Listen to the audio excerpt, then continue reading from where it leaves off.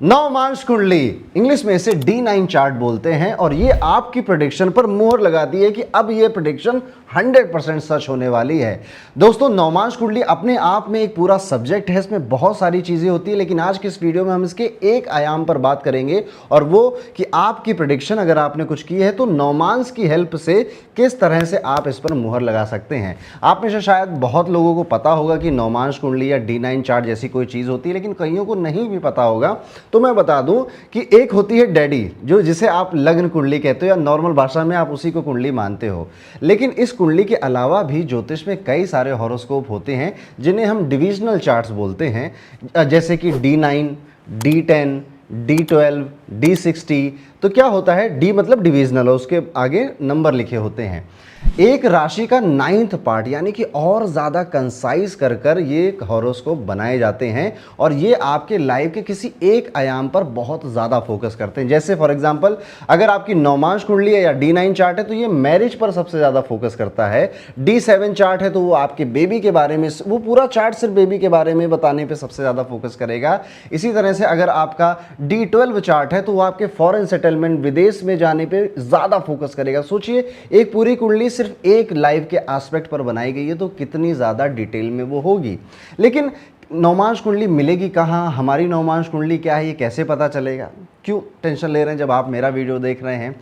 इसके अलावा आप किसी भी ऑनलाइन सॉफ्टवेयर पे जा सकते हैं, या अगर आपके पास कुंडली है तो यूजुअली जो कुंडलियां बनती हैं उनमें नवमांश कुंडली साथ में दिखाई जाती है। ये भी नहीं कर पा रहे हैं तो डिस्क्रिप्शन में एक लिंक दिया हुआ है, उस पर क्लिक करिए, अपनी डिटेल्स फिल करिए और आपको अपनी लग्न कुंडली और नवमांश कुंडली बगल बगल में दिखाई दे जाएगी। तो आई होप अभी तक आपके पास आपकी लग्न कुंडली और नवमांश कुंडली दोनों ही आ चुकी होंगी। देखिए, नवमांश कुंडली को बोला जाता है कि ये सोल ऑफ एस्ट्रोलॉजी है और आप जो भी प्रेडिक्शन लग्न कुंडली से कर रहे हैं उस पर ठप्पा या उस पर मुहर लगाने का काम नवमांश कुंडली करती है। और आज मैं कई सारे चार्ट्स भी आपके साथ शेयर करूंगा और कुंडली को पढ़ना भी कोशिश करूंगा कि आपको बेहतर सिखा सकूं। लेकिन उससे पहले अगर आप हमारे चैनल पे पहली बार आए तो बिल्कुल शुभ मुहूर्त है, बेल आइकन दबा दीजिए, चैनल को सब्सक्राइब करिए।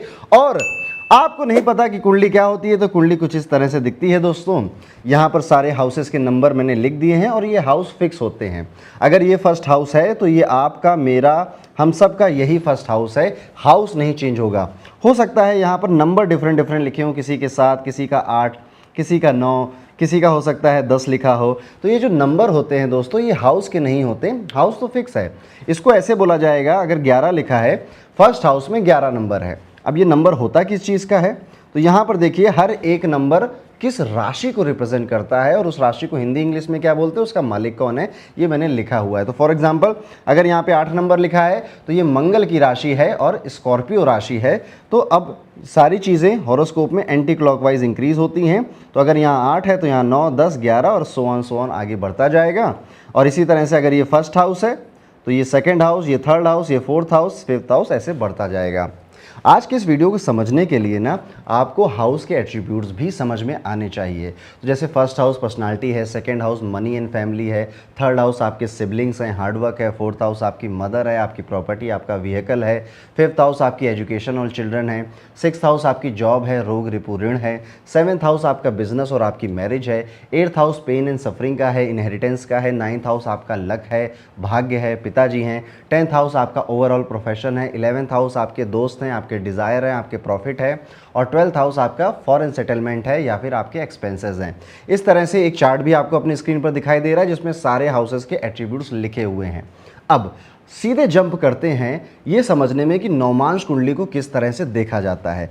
ये कुंडली आपको सैंपल यहाँ पे दिखाई दे रही है। चलिए, अगर कोई एस्ट्रोलॉजर इस कुंडली को देखेगा तो सबसे पहले अगर मान लीजिए सवाल है शादी का, मैरिज का, कि मेरी शादी कैसी जाएगी, मेरी मैरिज कैसी जाएगी, तो आप यहाँ पे देखेंगे मैरिज का हाउस ये होता है 7th हाउस। यहाँ पे 8 नंबर की राशि बैठी है। तो यूजुअली जो वृश्चिक राशि होती है दोस्तों, वो बहुत अच्छी नहीं मानी जाती है और वृश्चिक राशि अपने आप में पेन, सफरिंग, डेप्थ, रिसर्च और बहुत ज़्यादा डीप में चले जाना, इन सारे भावों को रिप्रेजेंट करती है। तो यहाँ पर एक राशि से ही आप बता सकते हैं कि मैरिज में बेटा बहुत मज़े तो नहीं हैं। ऊपर से आप देख रहे हैं जो प्लेनेट यहाँ पर बैठा है वो चंद्रमा है, और वो नीचे का एरो है ना, इसका मतलब वो नीच का चंद्रमा बैठा है विवाह के घर में। तो मदर की वजह से मैरिज में बहुत प्रॉब्लम्स आ सकती हैं। Moon is also a planet of instability, तो आपकी फाइट्स भी अपने पार्टनर के साथ बहुत होती हैं। नीच का प्लेनेट है तो आपकी मैरिज आपको मेंटल इशू भी दे सकती है, क्योंकि चंद्रमा आपका मन है, आपकी मेंटल पीस है आपका। तो यहाँ से हमें लग्न कुंडली देखकर मोटा मोटा ये पता चल रहा है। ऊपर से अगर और ज़्यादा ध्यान में दिया जाए तो राहु की 5वीं दृष्टि आपके मैरिज हाउस पे पड़ रही है, तो यहाँ से भी नज़र आ रहा है कि कुछ तो कष्ट है इस व्यक्ति को अपनी शादी में। अब जब आपको ये सारी चीज़ें पता चल गई, लेकिन अभी भी ना पूरा श्योर होकर हम नहीं बोल पाएंगे कि शादी बचेगी कि शादी ख़त्म हो जाएगी। देखिए, शादियों में लड़ाई झगड़े सबके हो रहे हैं, पर किसी के कभी कभी हो रहे हैं, किसी के रोज़ हो रहे हैं, और कोई तो तलाक लेने की नौबत आ गई है। तो वो कौन सी क्राइटेरिया में फिल हो रहा है।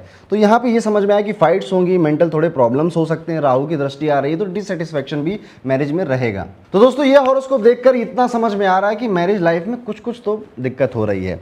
अच्छा, शादी कैसी चलेगी इसके लिए हम कुंडली में ना जो शुक्र होता है उसको भी देखते हैं। जैसे हमने इसका शुक्र देखा तो शुक्र केतु के साथ बैठा हुआ है। शुक्र आपकी मैरिज है, आपका प्यार, आपका स्पाउस है। केतु डिटैचमेंट है। तो यहाँ पे शुक्र और केतु मिलते ही हमें एक और शक हुआ कि यार इसके में तो डाइवोर्स का योग बन रहा है, तलाक का योग बन रहा है। ऊपर से ये दोनों कॉम्बिनेशन शनि की राशि में भी हो रहे हैं। दिक्कत तो यहाँ पे और नज़र आ रही है। चलिए, लेकिन अभी भी अगर आप बहुत ज़्यादा श्योर होना चाहते हैं कि मेरी प्रेडिक्शन सही होगी इसके डाइवोर्स की या नहीं, इसके लिए आपको सहारा लेना पड़ता है नवमांश कुंडली का। नवमांश कुंडली में सारे वही रूल लगते हैं जो आपके लग्न कुंडली में लगते हैं। इसके नियम अलग से कुछ नहीं होते। जो नियम, जो हाउस 7th हाउस जैसे लग्न कुंडली में मैरिज का है, तो नवमांश में भी 7th हाउस मैरिज का ही है। प्लैनेट्स हो सकते हैं आपको अलग अलग डिफरेंट मिले। अब इसको कैसे देखेंगे। अब इसकी शादी की बात हो रही है तो हम 7th हाउस को देखा हमने। 7th हाउस में केतु बैठा है। केतु 7th हाउस में मैरिज में अलगाव का प्लैनेट होता है, सेपरेशन का प्लैनेट होता है। हालांकि ये गुरु की राशि में बैठा हुआ है, तो गुरु की राशि में यूजुअली केतु बहुत तंग नहीं करता, लेकिन फिर भी यहाँ पर अब सस्पिशियन हमारा और स्ट्रांग हो गया है। और जरा देखते हैं तो शनि और राहु सीधे दृष्टि डाल रहे हैं शादी में, और यहाँ पर बात पक्की हो जाती है। हमें कई सारी जगहों से ये पता चल रहा है कि इस व्यक्ति की शादी में काफ़ी प्रॉब्लम्स आएंगी और डाइवोर्स के बहुत हाई चांसेस हैं। जैसे कि नीच का चंद्रमा विवाह के घर में वृश्चिक राशि में बैठना, शुक्र का केतु के साथ बैठना, नवमांश में विवाह के घर में केतु बैठ जाना, शनि राहु का विवाह के घर को दृष्टि डालना। सो इस तरह से नवमांश की आपने हेल्प ली, और अब आप श्योर शॉर्ट होकर सामने वाले को बोल सकते हो कि भैया नहीं चलेगा। इस तरह से प्रेडिक्शन हो गई। अभी एक दो एग्जाम्पल और लेते हैं। Let's take this example. यहाँ पर भी आइए, और यहाँ पर हमने देखा कि चलिए मैरिज की ही बात कर रहे हैं। देखिए, ज़रूरी नहीं है कि नवमांश कुंडली सिर्फ शादी के लिए ही यूज़ की जाए, पर जो आम तौर पे प्रैक्टिस है मार्केट में वो यही है कि नवमांश कुंडली मेनली मैरिज के लिए देखी जाती है। मैरिज कैसी जाएगी, कैसी नहीं जाएगी, लेकिन आप किसी भी चीज़ के लिए नवमांश का यूज़ कर सकते हैं। किसी भी चीज़ के लिए, करियर के लिए, मनी के लिए।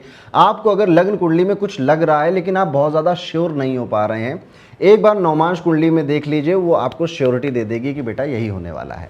ओके, चलिए अब इसमें मैरिज का ही देखते हैं। आज हम एक आयाम से स्टार्ट कर रहे हैं, और धीरे धीरे अगर आप इस वीडियो को पसंद करेंगे तो हम और ज़्यादा नवमांश के ऊपर बात कर सकते हैं। वही बात है, मून मैरिज के हाउस में बैठ गया है, शनि की राशि में बैठा है, तो थोड़ी अनस्टेबिलिटी दिखाता है मैरिज के अंदर। इमोशनल अपने पार्टनर के लिए है, लेकिन मून का 7th हाउस में शादी के बाद भाग्योदय भी देता है। अभी बिल्कुल हम ज़्यादा श्योर हो नहीं पा रहे हैं इनकी मैरिज कैसी जाएगी। फिर हम 7th हाउस लॉर्ड को देखते हैं, तो 11 नंबर के मालिक शनि होते हैं और वो बैठे 8वें घर में है। यहाँ पे हमें थोड़ा सा अब लगेगा कि हाँ, 7वें घर का विवाह का मालिक दुख दर्द कष्ट पीड़ा में आ चुका है, यानी marriage is painful for you. Okay, ठीक है। ऊपर से विवाह के घर का मालिक केतु के साथ बैठा है। यहाँ पे केतु का एलिमेंट भी आपके मैरिज हाउस से जुड़ गया। इस वजह से अभी हमें और डाउट हो गया कि यार क्या इस व्यक्ति का सेपरेशन तो नहीं हो जाएगा कहीं पर। ओके, अभी हम और ज़्यादा श्योर नहीं हैं। मंगल का एस्पेक्ट भी मैरिज हाउस में आ रहा है। मंगल का एस्पेक्ट मैरिज हाउस में आता है तो यूजुअली आप अपने पार्टनर से बहुत ज़्यादा प्रेम करते हैं और गुस्सा बहुत ज़्यादा करते हैं अपने पार्टनर, मतलब गुस्सा कहीं पर भी होगा निकलेगा पार्टनर के ऊपर। एनीवेज, यहाँ पर भी हम बहुत ज़्यादा अभी पक्का नहीं हो पा रहे हैं अपनी प्रेडिक्शन के ऊपर। तो यहाँ पे वीनस को देखेंगे। वीनस भी हमारी मैरिज की हेल्थ बताता है। वीनस बैठा तो बड़े अच्छे घर में है। 4th हाउस में वीनस में पराशर ज्योतिष में इसे दिग्बली बोला जाता है। लाल किताब में उतना अच्छा नहीं बोला जाता है, लेकिन यहाँ पे आप देखो तो वीनस फिर से स्कॉर्पियो में है। दुख दर्द पीड़ा की राशि में शुक्र आ गया, तो अब यहाँ पर हमें कई जगहों से ऐसा लग रहा है कि इसकी शादी में दिक्कत आ सकती है। लेकिन अभी भी हम पूरा श्योर शॉर्ट प्रेडिक्शन नहीं देंगे सामने वाले को। एस्ट्रोलॉजी में आप कभी भी कोई प्रेडिक्शन कर रहे हैं तो याद रखिए सिर्फ एक चीज़ देखकर नहीं बोला जाता है। आपको 2, 3, 4, 5 जगहों से अगर एक ही तरफ इशारा मिल रहा है तब जाकर आपको प्रेडिक्शन करनी होती है, और तब जाकर आप एक अच्छे ज्योतिषी बनते हो, एक अच्छे एस्ट्रोलॉजर बनते हो जिसकी बातें कटती नहीं हैं। क्योंकि एक जगह आपने देखा चंद्रमा शनि की राशि में बैठा है तो आप कह दो अच्छा ठीक है डाइवोर्स हो जाएगा। नो, आप रॉन्ग हो जाओगे और समय के साथ साथ आप पे लोग ट्रस्ट करना छोड़ देंगे। इसलिए मल्टीपल चीज़ें देखनी पड़ती हैं। चलिए, अब यहाँ पे सारी चीज़ें मिल गई। चंद्रमा 7th में मिल गया शनि की राशि में, 7th हाउस लॉर्ड 8th में मिल गया केतु के साथ, और वीनस मिल गया आपको स्कॉर्पियो में। अभी भी बहुत ज़्यादा क्लियर नहीं। चलिए नवमांश कुंडली की तरफ एक बार नज़र डालते हैं। नवमांश कुंडली में भी 7th हाउस का लॉर्ड मंगल 8वें घर में बैठा हुआ है। अब यहाँ पे बात कितनी क्लियर हो जा रही है कि लग्न कुंडली में भी और नवमांश कुंडली में भी 7th हाउस लॉर्ड 8th में बैठा है। ऊपर से ये देखिए शनि की दृष्टि भी विवाह के घर पर है, तीसरी दृष्टि शनि की विवाह के घर पर है। हालांकि शुक्र यहाँ पर ठीक हैं, पर अब हमें कम से कम 3 से 4 जगहों से पता चल गया कि इसकी मैरिज में काफ़ी प्रॉब्लम्स आने वाली हैं। सेपरेशन इज़ इनएविटेबल, यहाँ पर हो जाएगा सेपरेशन।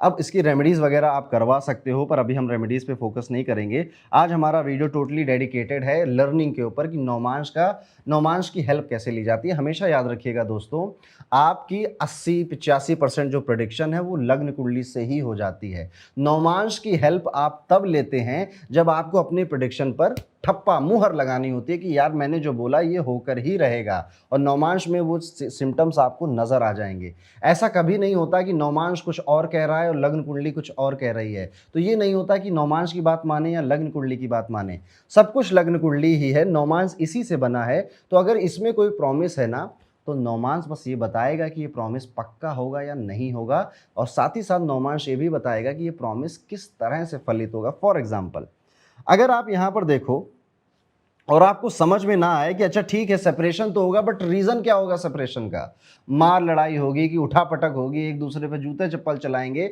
या फिर कोई तीसरा व्यक्ति आके अफेयर कर लेगा, रीज़न क्या है? तो रीज़न समझते हैं। चंद्रमा बैठा है 7th हाउस में, इमोशनल अबाउट स्पाउस, ओके ठीक है समझ आया।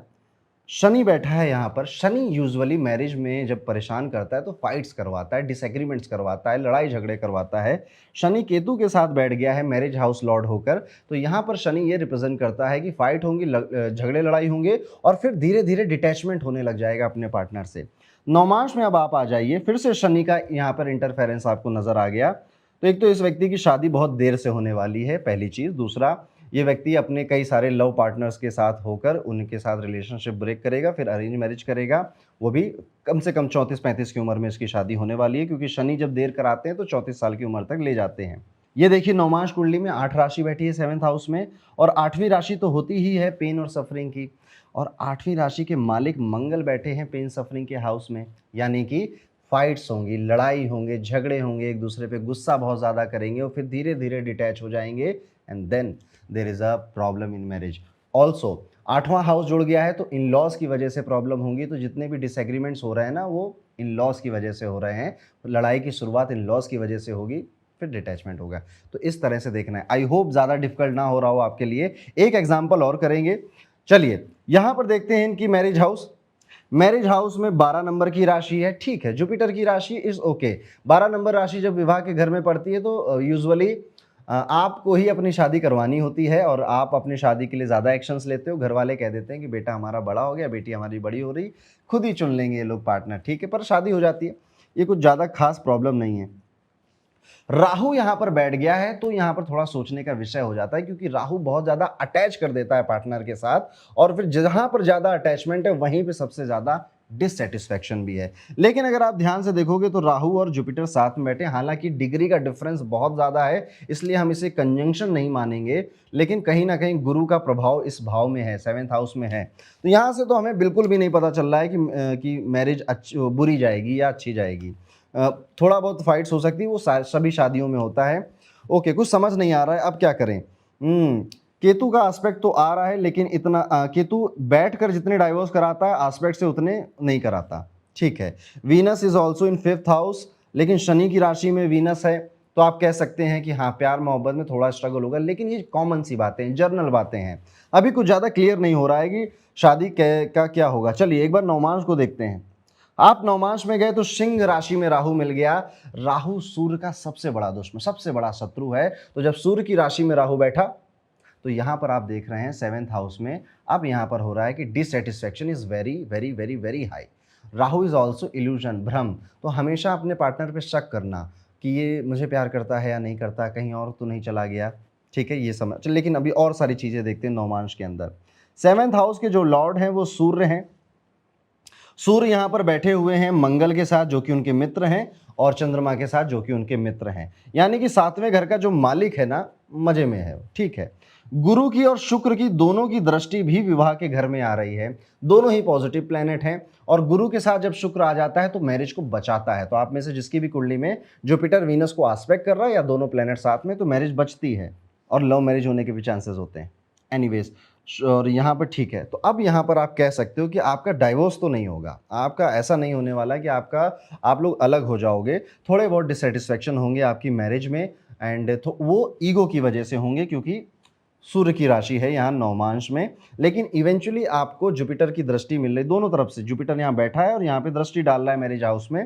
तो गुरु आपको अंत में बचा लेंगे। तो शादी आपकी टूटेगी नहीं, थोड़े बहुत डिससेटिस्फैक्शन होंगे जो लगभग सभी के शादियों में हो रहे हैं, उतना ही है बस। अब आपके पार्टनर को या आपका जो क्लाइंट है या कस्टमर या आप खुद अपनी कुंडली देख रहे हो ना, उनको घबराने की जरूरत नहीं है इस राहु को देखकर या इस केतु को देखकर या इस केतु को देखकर, क्योंकि कुंडली यहाँ पर स्पष्ट हो चुकी है।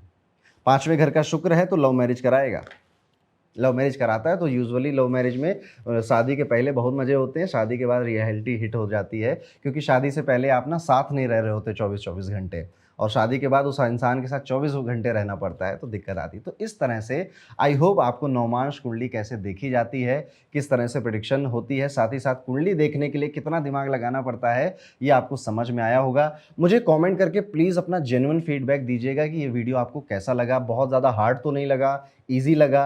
क्या हम इसमें और डिटेल में घुस सकते हैं? मैंने लास्ट टाइम पूछा था, आपने कहा था यस बिल्कुल हम एडवांस टॉपिक के लिए रेडी हैं। तो एक नवमांश से आज हमने शुरू किया, इसके बाद हम षड बल पे बात करेंगे, अष्टक वर्ग पे बात करेंगे, कंबस्ट प्लैनेट्स पे बात करेंगे, मल्टीपल रेट्रोग्रेड प्लैनेट्स आपके हॉरोस्कोप में बात करेंगे। जब तक मैं आपको पूरा पंडित ना बना दूं तब तक मैं आपको नहीं छोड़ने वाला हूं, लेकिन उसके लिए मुझे आपके जेन्युइन फीडबैक चाहिए होते हैं।